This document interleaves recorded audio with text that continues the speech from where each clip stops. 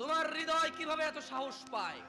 রব তোমাকে সালাতে ডাকে, রব বলে যে সিজদা করো, তুমি এভাবে দাঁড়িয়ে থাকো সিগারেট হাতে নিয়ে, অথবা কোনো ক্যারামের বুটে, অথবা তোমার ড্রাইভিং সিটে, কোনো গেমসে, স্ত্রীর সাথে কথোপকথনে, টেলিভিশনের পর্দায়, অথবা কাজকর্মে, অথবা ড্রাইভিং এ। কিভাবে তুমি রবের সাথে তুমি এই অন্যায় করো? তোমার সাহস কিভাবে হয়? কিন্তু একটা অপরাধের কথা রব বলেছে, না, ক্ষমা হবে না, ইম্পসিবল। কি সেই অপরাধ যা হত্যার চাইতে জঘন্য, জানার চাইতে জঘন্য, মদের চাইতে জঘন্য, গীবতের চাইতে জঘন্য? এই পৃথিবীতে আদম আলাইহিস সালাম থেকে কিয়ামত অবধি যত মানুষ যত অপরাধ করবে, সব অপরাধ থেকে এটা জঘন্য। কি অপরাধ বলো?